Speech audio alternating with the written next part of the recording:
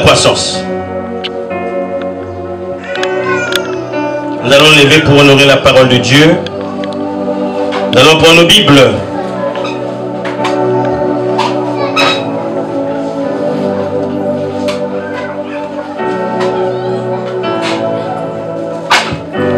Nous allons prendre nos Bibles. Nous allons lire l'évangile selon Luc, le chapitre 15. Le texte est un peu long, mais nous allons le lire pour que nous soyons tous dans la lumière. Du chapitre 11, du verset 11, j'allais dire, au verset 24. Luc 15, verset 11 jusqu'au verset 24. Lisons au nom de notre Seigneur Jésus-Christ. Il dit encore, lui Jésus, un homme avait 2 fils. Le plus jeune dit à son père, mon père, donne-moi la part de bien qui doit me revenir. Et le père leur partagea son bien. Peu de jours après, le plus jeune fils, ayant tout ramassé, partit pour un pays éloigné, où il dissipa son bien en vivant dans la débauche. Lorsqu'il eut tout dépensé, une grande famille survint dans ce pays, et il commença à se trouver dans le besoin. Il alla se mettre au service d'un des habitants du pays, qui l'envoya dans ses champs garder les pourceaux. Il aurait bien voulu se rassasier des carouges que mangeaient les pourceaux, mais personne ne lui en donnait. Étant rentré en lui-même, il dit, combien de mercenaires chez mon père ont du pain en abondance? Et voici, moi ici, je meurs de faim. Je me lèverai, j'irai voir mon père, et je lui dirai, mon père, j'ai péché contre le ciel et contre toi. Amen. Je ne suis plus digne d'être appelé ton fils. Traite-moi comme l'un de tes mercenaires. Et il s'éleva et alla vers son père. Comme il était encore loin, son père le vit et fut ému de compassion. Il courut se jeter à son cou et le baisa. Le fils lui dit, mon père, j'ai péché contre le ciel et contre toi. Je ne suis plus digne d'être appelé ton fils. Mais le père dit à ses serviteurs, apportez vite la plus belle robe et l'en revêtez. Mettez-lui un anneau au doigt et des souliers aux pieds. Amenez le veau gras et tuez-le. Mangeons et réjouissons-nous, car mon fils que voici était mort et il est revenu à la vie. Amen. Il était perdu et il s'est retrouvé. Il était perdu et il est retrouvé. Et ils commencèrent à se réjouir. Amen. Amen. Amen. On peut prendre place.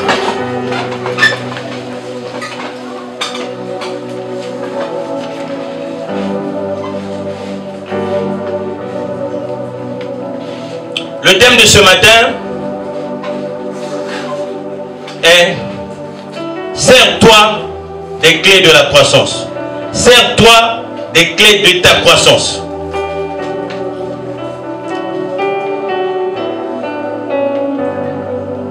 Si nous pouvons expliquer ces mots, nous avons le verbe se servir. Se servir, c'est tirer profit de quelque chose. Utiliser quelque chose pour son bien. Et nous avons le mot clé que nous connaissons tous. Fongola. Clé. Namunkutuba, on peut nous aider? Fongola, non? Ça c'est lingala. Namunkutuba, la clé.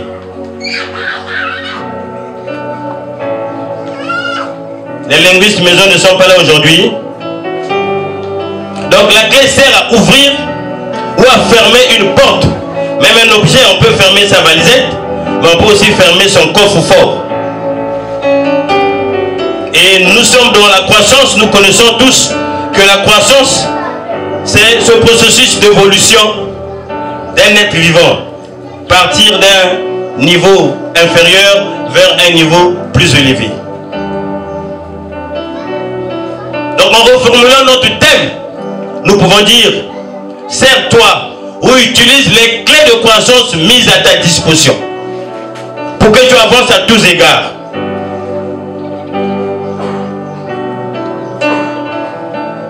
J'étais en train de dire que au cours du séminaire, nous avons été enseignés sur les différentes clés, les différents types de clés pour la croissance d'un chrétien, pour le développement d'un chrétien.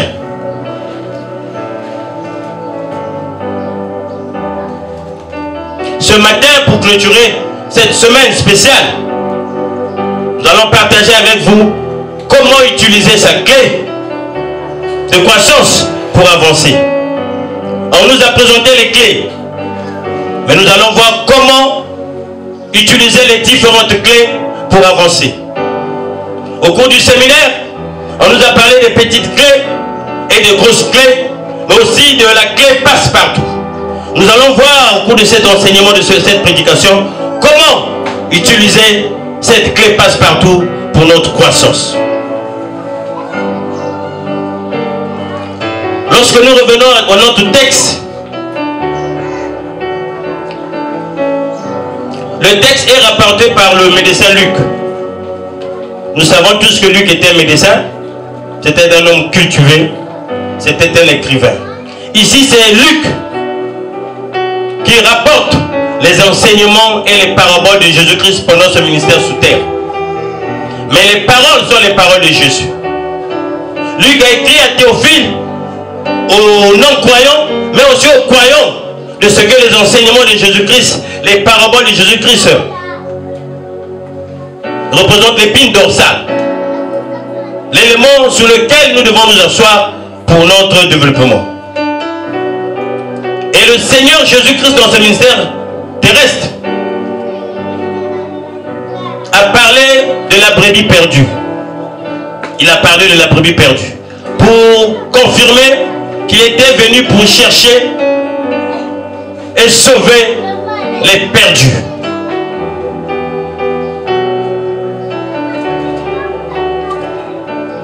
Après cet enseignement, il a parlé dans le même sens de la parabole de l'enfant prodigue. Et le Seigneur prend cette illustration pour dire qu'un père avait des enfants, mais l'un des enfants, sachant que son père est riche, non dit de toutes les choses, qu'il est l'héritier des biens de son père, demande déjà son héritage en avance. Il dit, Père, donne-moi la part qui me revient. Donne-moi la part qui me revient de mon héritage pour que je puisse en jouir maintenant. Le père aussi de bon cœur fait le partage dans la part de l'enfant, du plus jeune. Et le plus jeune alla dans un pays pour jouir de son héritage. Mais il a dépensé tout son héritage, il a dissipé tout son héritage dans la débauche, dans la vie, dans les jouissances du monde. Et se sentait en difficulté parce qu'il n'a plus rien, il n'avait plus rien. Et qu'il y avait la famille dans ce pays, il s'est indigné. Il est allé solliciter du travail chez un habitant du quartier de cette ville qui lui a donné comme travail. Va prendre soin de mes porcs, de mes pourceaux là-bas, et tu dormiras là-bas, puisque tu n'as rien. En élevant, en prenant soin de ses pourceaux, et en vivant dans la porcherie, il commençait à regretter amèrement. Il dit, oh là là, qu'est-ce que je fais? Qu'est-ce que je vis? Alors que moi, fils d'un nanti, fils d'un roi, comment je peux me retrouver dans cette situation?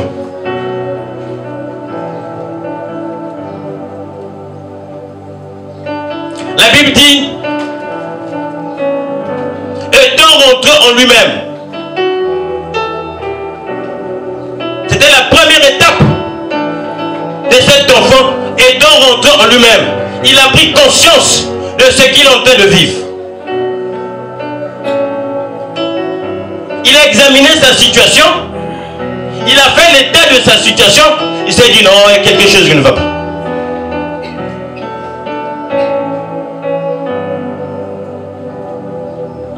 a quelque chose qui ne va pas. Comment je peux me retrouver dans cette situation? Pourquoi cette situation? Il y a quelque chose qui ne va pas. Il a pris conscience. Il est rentré en lui-même. On parle d'introspection personnelle pour faire l'état de sa vie. La Bible nous donne plusieurs exemples de la prise de conscience. Et le roi Ézéchias aussi, menacé par le roi d'Assyrie, Sanchérib, il a pris conscience que nous serons détruits. Et on nous enseignait que toute démarche, toute chose commence par la prise de conscience. Donc le Seigneur, en parlant en parabole, voulait parler aux non-croyants qui n'acceptaient pas qu'il était le souverain roi envoyé pour sauver l'humanité. Mais il parlait aussi aux Juifs qui étaient un peu incrédules, qui étaient nonchalants, qui croyaient mais doutaient. Donc il a pris cette image pour dire que je suis le sauveur divin. Bien que dans la forme humaine, je suis le sauveur humain.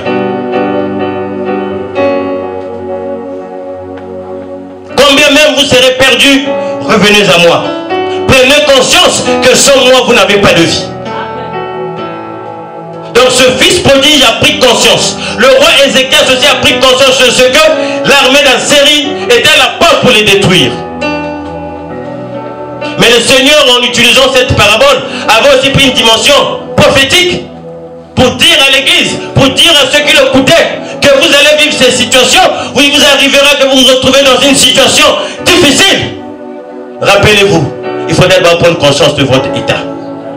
Et ce matin, le Seigneur parle à un homme, à une femme, te parle à l'église. Est-ce que tu es conscient de ta situation spirituelle? Amen. Est-ce que tu es conscient de l'état de tes dons spirituels?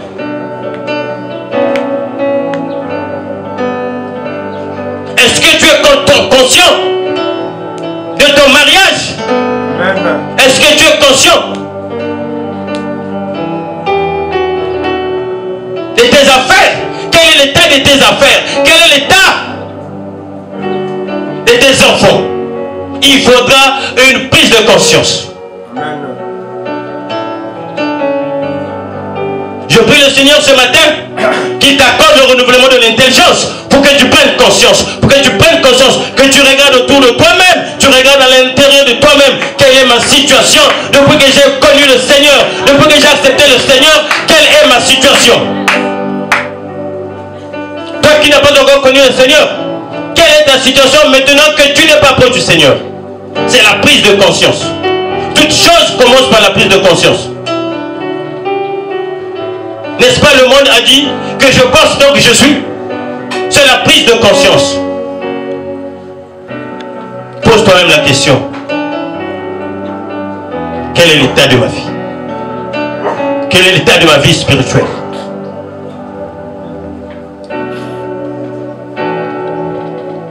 Nous avons dit que c'était la première clé pour une croissance. C'est la prise de conscience de ce qu'on est, de ce qu'on a, ce qu'on n'a pas. Ce qu'on devait voir, au niveau où on devait être, c'est la prise de conscience. Le Seigneur en parle à l'église, aux croyants de cette époque. Il parlait aussi aux non-croyants, mais il a pris aussi une dimension prophétique pour dire que mes enfants, mes femmes, les papas, les enfants, l'église qui viendra subira, il se trouvera à un niveau stationnaire. Et Jésus a déjà prophétisé en disant, prends conscience de ton état. Et lorsque nous parlons de la croissance, il ne s'agit pas seulement de la croissance spirituelle. Le pasteur l'a dit, nous ne sommes pas de ceux qui appellent les fidèles du matin au soir pour prier. Non, il s'agit de la croissance tous azimuts. Il a dit que de la croissance à tous les niveaux. Quel est l'état de ta vie spirituelle? Toi-même, ce matin, Dieu te demande de prendre conscience, de faire le point. Quel est l'état de tes activités? Quel est l'état de ton mariage?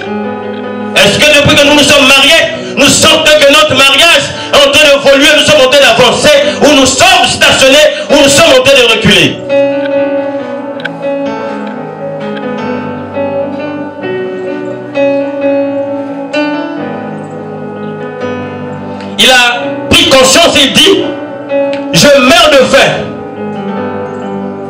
je me lèverai et j'irai vers mon Père.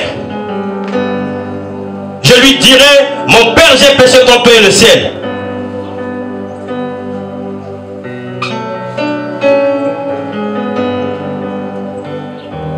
La Bible dit qu'il s'est levé, non seulement qu'il a pris conscience de sa situation actuelle. Merci. Non seulement qu'il a pris conscience de sa situation actuelle, il s'est levé.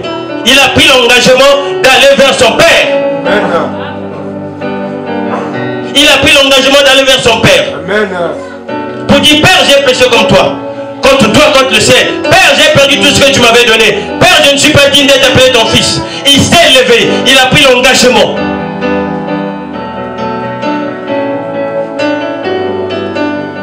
Comme le roi Ézéchias, quand le prophète Ésaïe lui a annoncé que tu vas mourir, prends des dispositions. Parle déjà à ta maison, parle à ton peuple parce que tu vas mourir. L'Éternel a dit tu vas mourir. Il a pris conscience de son état, qu'il va mourir. Il s'est engagé. Il a déchiré ses habits. Il s'est couvert de sacs. Seigneur Dieu. Il s'est couvert de sacs pour prendre un engagement. Pour que la colère de Dieu ne puisse pas s'abattre sur lui. Le fils prodigue aussi a pris conscience. Il s'est levé. Il a pris l'engagement. J'irai voir mon Père. Ce matin, le Seigneur, par l'évangile de Luc aussi, te rappelle que tant que tu ne prendras pas un engagement, rien ne fera. Rien ne se fera. Rien ne va bouger. Si tu veux pousser, qu'on pousse tes limites, prends un engagement. Il faut que tu sois engagé, que tu te lèves. Toi-même. Une autre personne ne connaît pas ce que tu vis dans ton cœur. Comme cet enfant prodige qui est en train de lever les portes alors qu'il était un fils de roi, fils d'un nanti. Non seulement qu'il a pris conscience pour dire non, moi je ne veux pas vivre cette étape. Je ne veux pas me retrouver à ce niveau. Il a pris l'engagement d'aller voir son Père. Amen.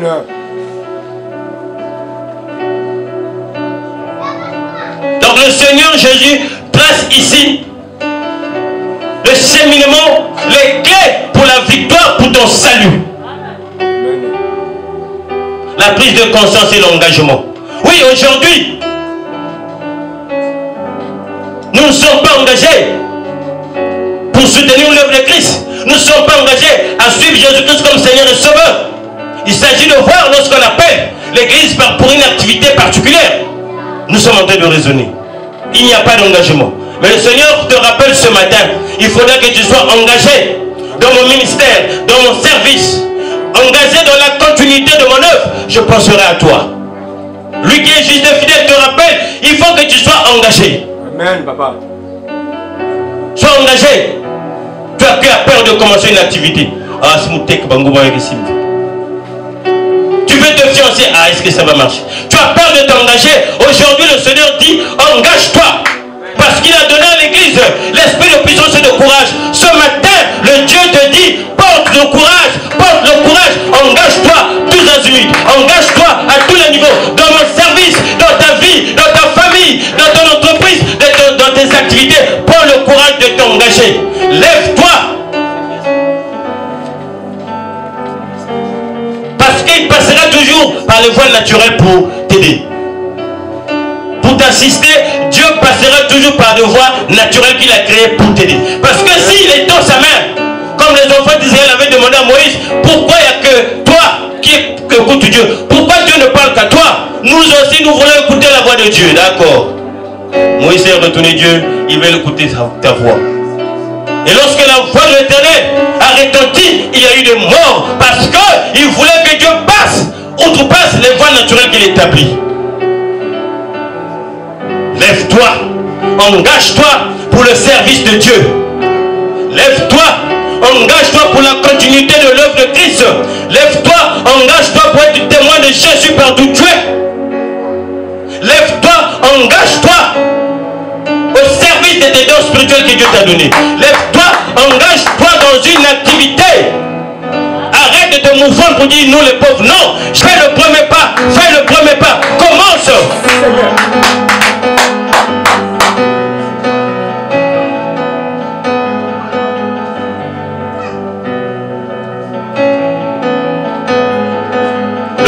prodigue.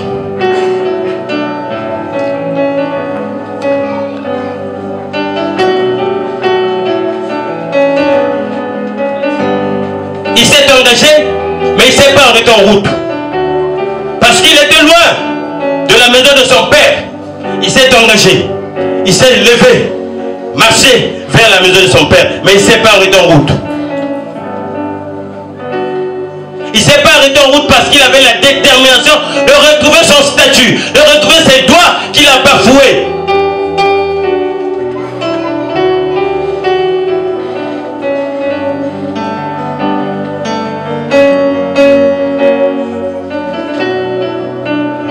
Alors ce matin, nous allons nous poser des questions. Dans le texte, on parle du Père.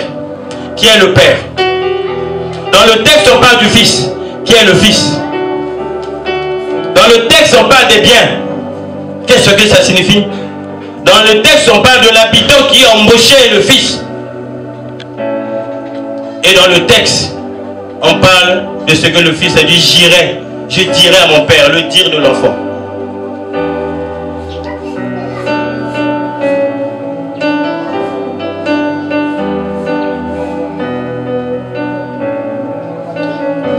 Luc a rapporté ce message en commençant par les croyants, ceux qui ont accepté Jésus-Christ comme Seigneur et Sauveur, mais aussi aux non-croyants.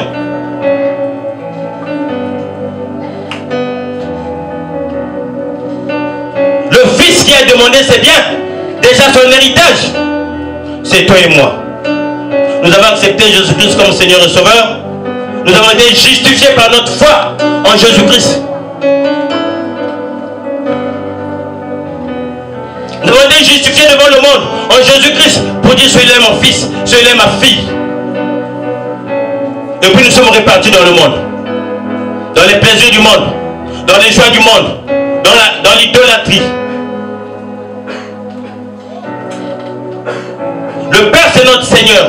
Ici, c'est le Seigneur Jésus-Christ qui dit, je suis prêt à vous recevoir. Peu importe tes faiblesses, peu importe tes forces, viens, je suis prêt à te recevoir. Mais il donne la démarche. Les biens, c'est cette grâce, ce sont ces promesses, c'est cette grâce que nous avons reçue en recevant Jésus-Christ comme Seigneur et Sauveur. Et les habitants, l'habitant du monde qui ont embauché le Fils, c'est le monde. Le monde te donnera ce qui sera limité.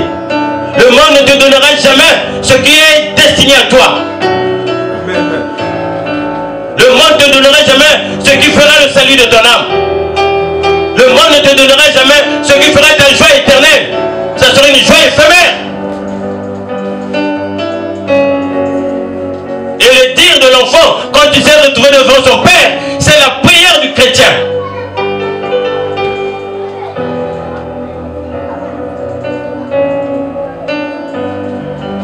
Ce matin, le Seigneur voulait te rappeler que toute chose commence par la prise de conscience. Par l'engagement. Il faudrait que tu sois engagé, il faut que tu sois déterminé. Vous parlons de la détermination. Combien de relations tu as commencé que tu n'as jamais achevé parce que tu n'es pas déterminé? Combien de plans tu as eu tu n'as jamais regardé parce que tu n'es pas déterminé?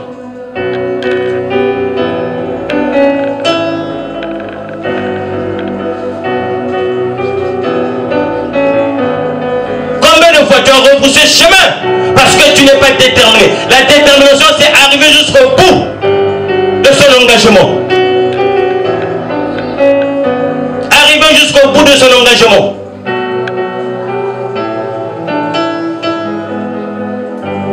Comme le dit l'apôtre Paul, je cours pour remporter la victoire, la couronne de vie. Pour avoir la couronne de vie, il faut arriver au bout, avoir la détermination, au bout de son engagement. Ton engagement envers le Seigneur, envers Dieu, tes engagements envers les hommes, tes engagements envers toi-même. Est-ce que tu arrives au bout de tes engagements? Tu commences une relation. Après, oh non, non, non, non. Tu commences un projet d'investissement. Non, non, non, tu arrêtes. Tu commences une œuvre, tu t'arrêtes en route. Tu n'es pas déterminé. Le Seigneur te dit ici, il s'agit de la détermination. Parce que le royaume de Dieu n'appartient pas aux faibles, mais aux courageux. Engage-toi et sois déterminé. Amen. On t'a donné un travail. Quelques temps après, non, non, non, tu abandonnes. Sans raison, sors de cette situation. Sans raison, tu abandonnes quelque chose que tu as accompagné. Sans raison, tu abandonnes le service dans la maison de l'Éternel. Sans raison, tu abandonnes une relation. Sans raison, tu abandonnes un travail. Sans raison, tu abandonnes un projet. Sors de cette situation. Sois déterminé.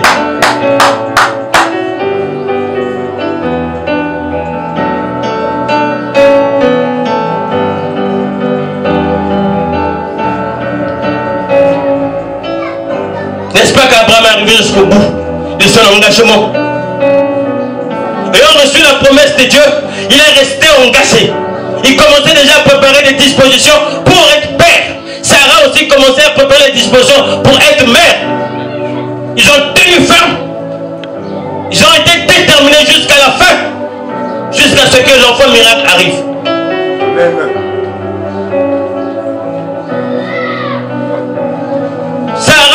Anne aussi comme exemple. Anne a tenu ferme jusqu'à la fin.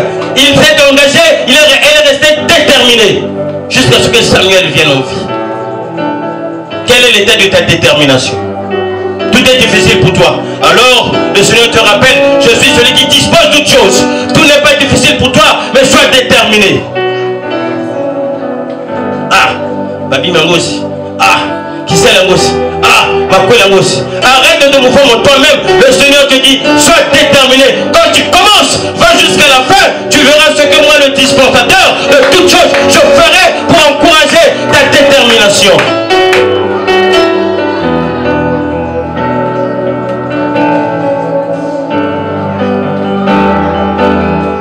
Mais l'enfant prodigue savait que comme je connais mon Père, je connais le cœur de mon Père, il ne va pas me fermer la porte.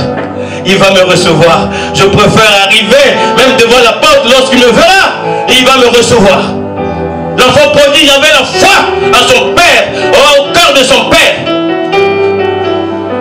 Il suffit que j'arrive devant sa porte. Il me verra, lui qui est plein de compassion, au plein de bonté, de miséricorde, de grâce. Oh, je suis sûr, je suis convaincu qu'il va me recevoir pour me restaurer dans mes droits.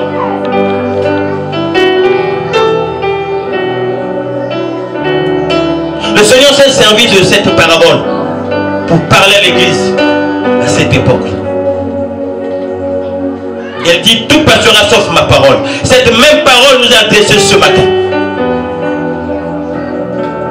Est-ce que tu as la conviction qu'en étant face du Seigneur, ma situation va changer? Ce que j'ai perdu sera récupéré et restitué. Ce que j'avais perdu sera restauré. Est-ce que tu as cette conviction, tu as cette foi? Ce matin, c'est ce que le Seigneur te demande. Viens, reviens vers moi, mon fils. Aie confiance en moi et la foi. J'agirai en ta faveur. C'est cette conviction personnelle. Cette conviction personnelle que tu ne peux pas expliquer aux autres. Parce que tu leur diras, je ne sais pas pourquoi, je ne sais pas comment, mais je crois que le Seigneur Jésus-Christ est le pourvoyeur de toutes choses. Il est là pour me soutenir, comme a dit Job. Quand sa femme lui demande, maudit Dieu, tu as une difficulté, Job dit, non, je sais que mon rédempteur est vivant, il interviendra même en dernier. C'est la foi, la conviction. Tout ce que tu es en train de traverser, non, il suffit que j'arrive vers les pieds de mon Seigneur Jésus-Christ, ça changera. Il est le Dieu tout-puissant. Tout ce que tu traverses, tu n'as pas d'enfant au nombre de toi. Rappelle-toi, il suffit que tu te mettes au pied du Seigneur, il te donnera les enfants. Parce qu'il en a fait, il fait davantage.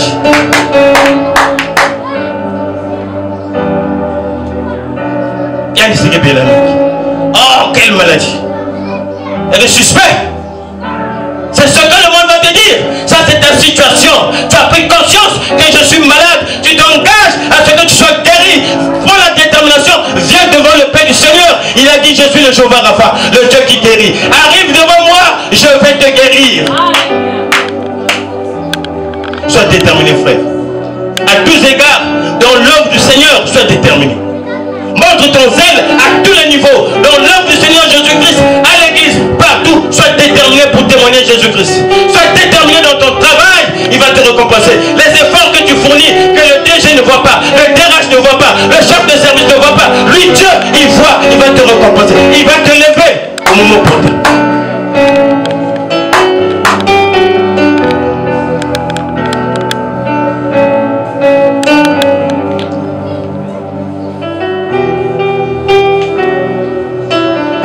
séminaire, on nous a dit que la 5e clé, c'est l'environnement. Parce que le milieu dans lequel tu es peut être un atout pour toi, pour ta croissance, mais peut être aussi un obstacle pour ta croissance. L'environnement, le milieu, ton entourage est une clé que tu dois posséder. Et la Bible nous donne beaucoup d'exemples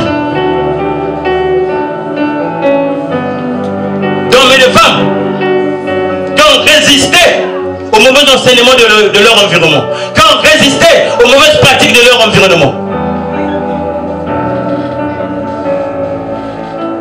La Bible nous donne l'exemple de Anne. Anne, qui était la femme d'Elkana, mais qui était la co-épouse de Pénina. Au moment où Pénina avait des enfants, la première faiblesse c'est que Pénina se moquait d'Anne. Ton environnement va se moquer de toi. Ton environnement va se moquer de ta situation que tu es en train de traverser. De ta situation présente, de la situation de ses enfants. Papa n'a jamais examen. Papa n'a jamais. L'environnement va se moquer de toi, de ta femme, de tes enfants, de ta famille, de ton église, de ton département, de tes dons, de ton ministère. Comme on l'a fait pour Anne. Pénina et ses enfants se moquaient de Anne. Chita. Deuxième faiblesse dans son environnement, son mari Elkana aussi veut l'embrouiller pour dire: oh Anne, est-ce que moi je ne veux pas mieux que 10 enfants? Reste avec moi. Si tu n'as pas d'enfants, ça fait quoi? C'est l'expression de l'environnement. Son propre mari qui dit: même s'il va venir à moi, qu'est-ce que ça veut faire? L'environnement va te décourager dans ce que tu es en train de faire pour la gloire de Jésus. L'environnement va te décourager. Toi qui viens pour toi chaque matin faire la propriété de l'église, nettoyer, servir Dieu, l'environnement va te décourager. Toi qui pries pour les autres, l'environnement va te décourager. Pourquoi tu pries pour les autres? Qu'est-ce que tu obtiens?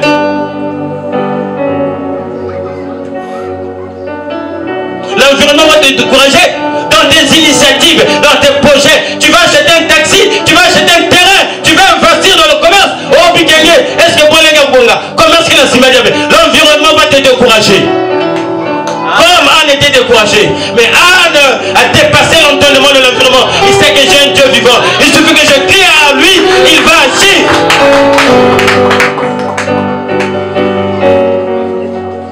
L'environnement va te présenter les obstacles.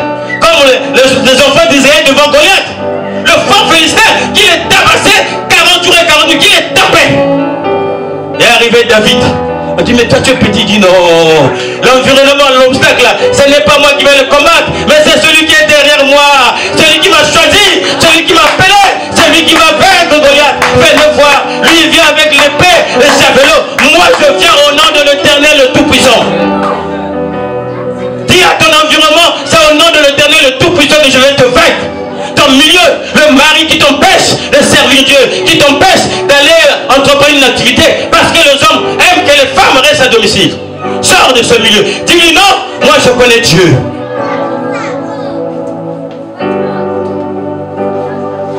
L'ami qui est avec toi tous les jours, quand tu veux déposer un dossier, ici il s'agit des cas, dans ce pays il faut avoir des cas. Sors de ce milieu, dites-le, ne le coûte pas, va déposer ton dossier, mets la foi en Dieu, parce que celui qui a dit: cherche et tu trouveras.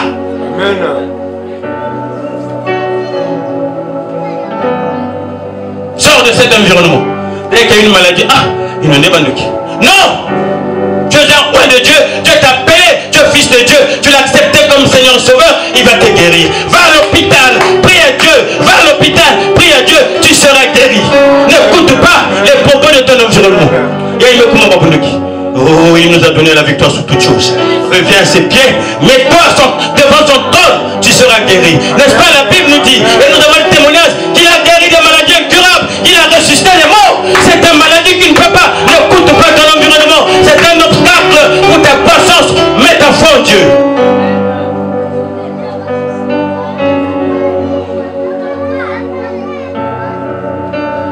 Nous allons bénir l'Éternel parce que nous avons la grâce d'être enseignés.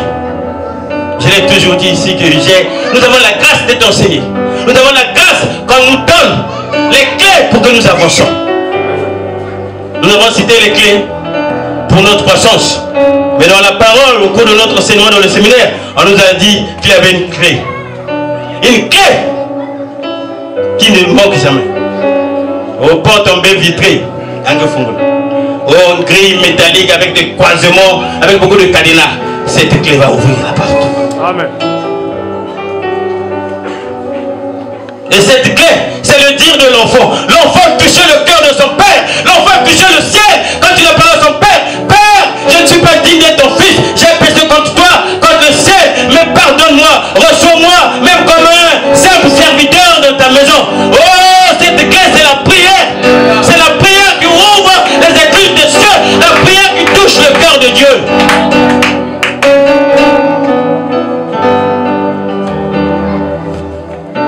Dieu est sensible à la prière.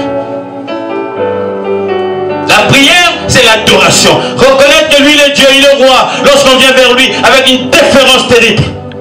Adore Dieu. Il est saint. La prière, c'est la louange. Tu loues celui qui sait que c'est lui le créateur. Ma vie, c'est lui qui tient ma vie. La prière, c'est l'intimité de ce que tu vas dire à ton père, comme ce fils prodigue.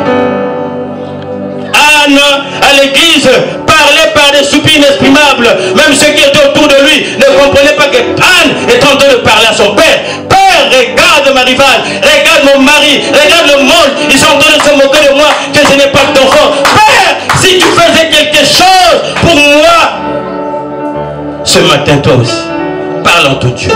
Il te rappelle qu'il est disposé à t'écouter. Parce qu'il est bon.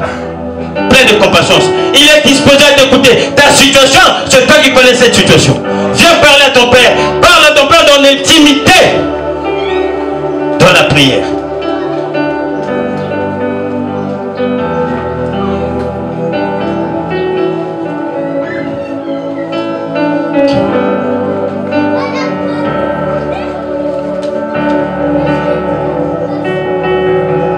Concernant cette clé passe-partout qui est la prière, Jacques a dit, Jacques chapitre 4 verset 2, on peut lire. Vous ne recevez pas parce que vous ne demandez pas. Vous ne recevez pas parce que vous ne demandez pas. Il est souverain Dieu. Il dispose de toutes choses. Il a besoin que tu lui parles. Il a besoin que tu exprimes ta foi parce qu'on nous a dit que la prière est un acte de foi. Je connais les dispositions de mon Dieu, je connais les capacités de mon Dieu, je connais son cœur, il est compatissant, il est bon, parle-lui. Tant que tu ne parleras pas, tu ne recevras pas.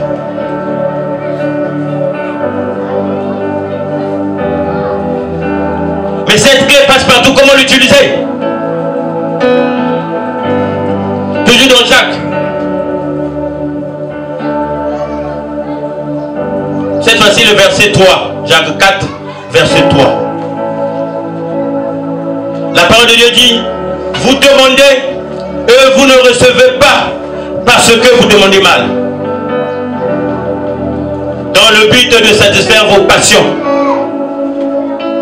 Tu as la clé passe-partout, mais est-ce que tu connais comment t'en servir? Tu as la prière dans la bouche, dans le cœur. Est-ce que tu sais comment t'en servir? Tu ne demandes pas, tu ne reçois pas. Mais quand tu demandes, si tu ne reçois pas, c'est que tu demandes pour satisfaire tes passions personnelles.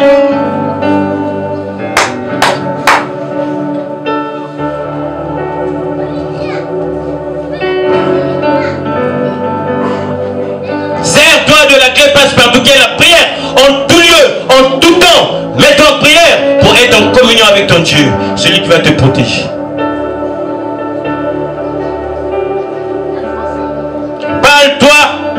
Toi-même à ton Dieu.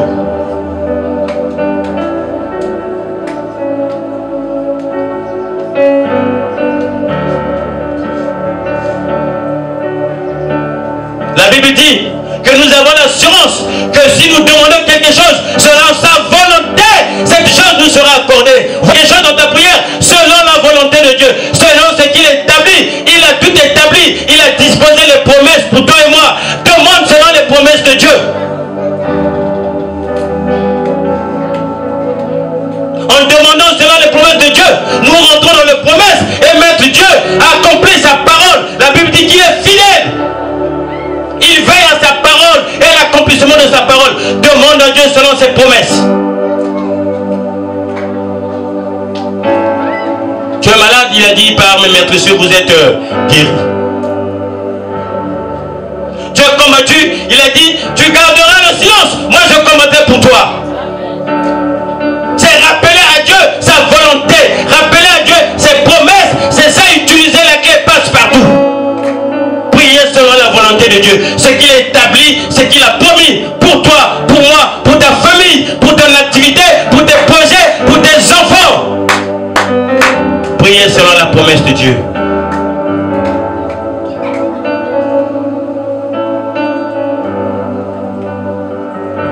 Mais aussi, prendre un engagement devant Dieu, comme l'a fait Anne. Anne a dit, mon Seigneur, si tu me bénis, si tu me donnes un enfant, je le mettrai à ton service, cet enfant te servira. Anne a rappelé à Dieu ses promesses, mais Anne aussi pris un engagement pour dire, Seigneur, je mettrai cet enfant à ton service. Savoir utiliser la clé passe-partout, c'est prier, demander à Dieu selon sa volonté, selon ses promesses, et prendre l'engagement devant Dieu. Est-ce que tu as déjà pris un engagement devant Dieu? Fais une alliance, fais un pacte avec Dieu. Dieu, si tu me bénis, oh l'église MT, je donnerai 6 véhicules, 6 camions de gravier. Prends un engagement, je donnerai des briques, j'apporterai mon argent pour construire l'église. Prends un engagement devant Dieu. Selon ta conviction, si Seigneur tu me bénis, si tu ouvres mes portes, si tu étends mes limites, comme l'a dit Jézabel, je t'emmènerai ta gloire partout. Je serai ton esclave partout. Prends un engagement. Tu as rappelé à Dieu ses promesses. Tu as rappelé à Dieu ses promesses, sa volonté dans la prière. Prends un engagement dans la même prière. Prends un engagement pour être au service de Dieu. Prends un engagement pour la continuité de l'œuvre de Dieu. Prends un engagement pour faire du bien tout autour de toi. Prends un engagement pour soutenir les faibles. Prends un engagement pour soutenir l'église. Prends un engagement pour aider les veuves et les orphelins.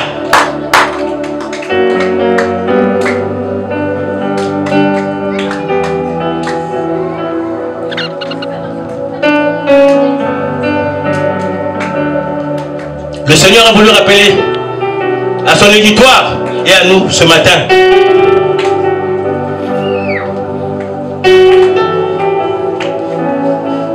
que la solution à toute chose existe en moi. Je suis le souverain roi, le divin sauveur qui est venu pour te sauver.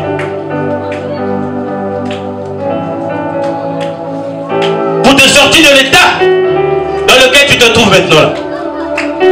Parce qu'il a dit, tous ont péché sans priver de la gloire de Dieu. Mais je suis disposé pour te recevoir. Je sais que tu es faible, tu es limité, tu connais ta situation. Par tes capacités intellectuelles, zéro.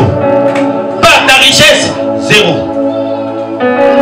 Par ton matériel, non plus. Viens à moi. Viens à moi, le Seigneur des Seigneurs, le Roi des Rois, capable de disposer de toutes choses. Je te donnerai la paix pour que ta maison soit une maison de paix, pour que le terrain, les disputes, les combats dans ta maison arrêtent. Pour que tes nuits ne soient pas tourmentées. Le Seigneur, en parlant de cette parabole de l'enfant prodigue, voulait nous dire, je suis le sauveur, le divin. Sans moi, vous ne pouvez rien. Revenez à moi, prenez la prise de conscience, l'engagement, la détermination, la foi. Résistez à votre entourage. Venez à moi par la prière. Je vous exaucerai. Est-ce que ce matin tu es prêt à prendre conscience de ta situation? Oui, tu peux avoir de l'argent, tu peux avoir beaucoup de choses, mais Dieu sait que ce n'est pas à cette étape que tu dois se retrouver en ce moment, parce que tu reprends plus. Oh, tu as un temps, tu pries pour les gens guérissent, mais tu devais être plus, tu devais même ressusciter mort, parce qu'il a dit, si vous avez la foi comme cette graine de s'élever, vous allez faire plus que moi, vous allez faire des miracles. Est-ce que quelqu'un peut prendre conscience ce matin de sa situation spirituelle, de sa situation de santé, de sa situation sociale, de sa situation professionnelle? Est-ce que quelqu'un peut se lever ce matin pour prendre un engagement, qu'il ait la révolte en toi pour dire non, dans ce temps, je ne peux pas rester dans cette situation où je suis visité par les maris la nuit, par les femmes de nuit la nuit,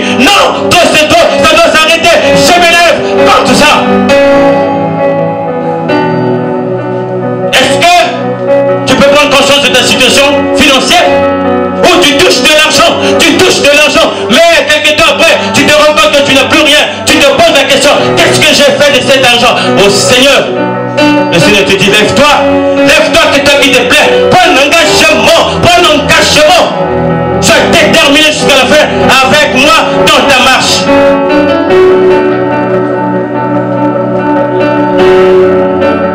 Ma soeur Reginaldine, tu peux venir me soutenir. Les gens pouvaient monter.